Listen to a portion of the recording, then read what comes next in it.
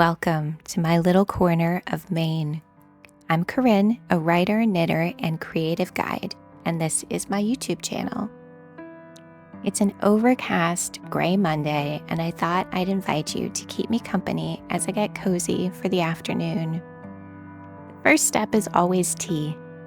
Today's brew is Tea Pig's English Breakfast.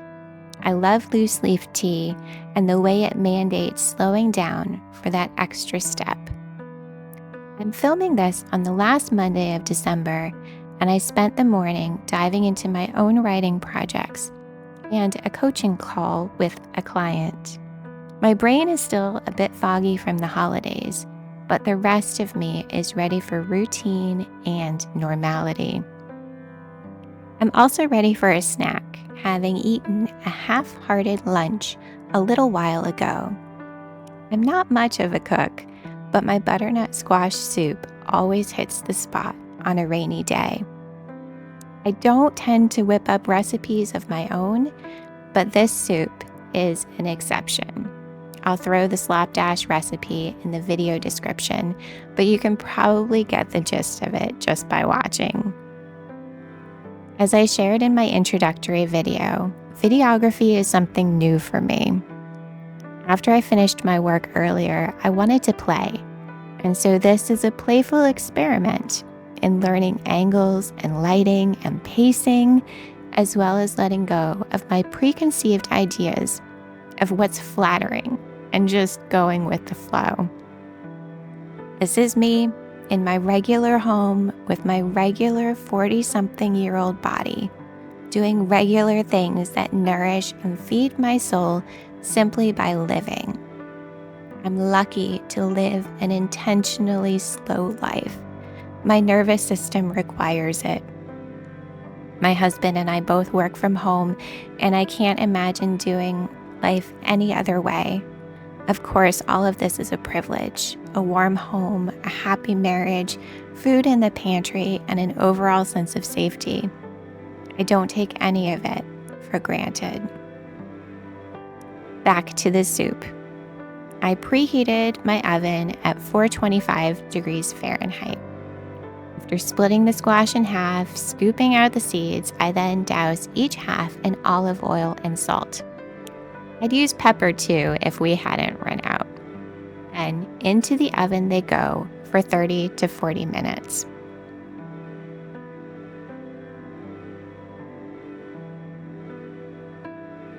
As I wait for the squash to cook, I think it's about time to start a fire.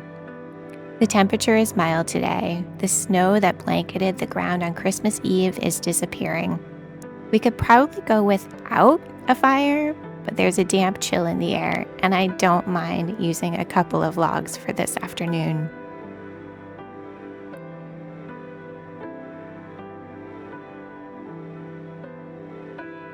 If you see me talking to someone, it's our dog Darcy. She doesn't make a full appearance in today's video, but I'm sure she will soon.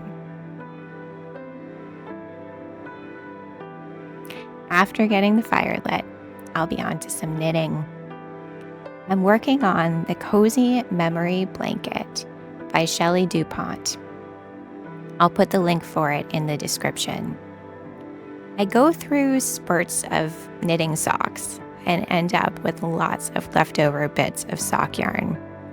The pattern is perfect to use up those bits. It's easily memorized and a great go-to for when you're in between bigger projects or just want to pick up some knitting for a few minutes here and there. It's large enough at this point that I'm starting to reap the benefits. It's already big enough to act as a lap blanket as I add square by square to the rest of it. I don't have a plan for the layout of the squares and just go with whatever color I'm feeling at the moment when I need to add a new one. Time to get ready for when the squash comes out of the oven. I'm working with what I have on hand today. And you'll sense a theme without onions and garlic. I'll tell you why in a minute.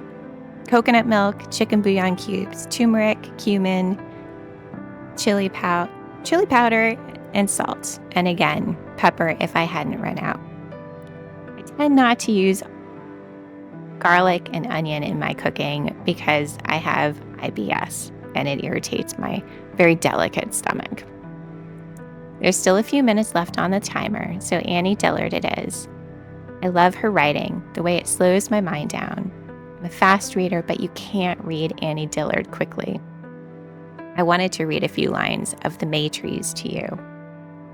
The first thing Lou and Maytree learned about skywatching was to lie down. Since town's light blanked skies, they watched from the dunes. Friends joined them. Once they settled down on the beach at sunset, Lou saw terns knock their spines to bowstrings between their crossbow wings. At the last second, the terns looked, cocked one wing, and smacked. A blue fish boil blackened the water. If she looked away, the blue fish sounded like popping corn. Geography laid their position bare. Overhead, clouds cracked the last light like crude. Now, a more patient woman would wait for the squash to fully cool before scooping it into the pot. In went the coconut milk, bouillon, and water, and the spices. Then, the immersion blender does the rest. This is a quick snack or meal that warms the heart and soul. Years ago, when the kids were little and we lived in a tiny apartment, I'd make this soup, which neither of them liked. I'd pour myself a mug, yes, a mug, full of yumminess. And as they watched Curious George or Word World in the living room, I would steal away to my bedroom just for a few minutes and eat my soup from a mug in bed. It felt so luxurious. Today, as I sit in front of the fire, soup in hand, book nearby, I feel that same sense of comfort and luxury. The simple, slow moments we so often overlook and rush through truly are the most luxurious of them all.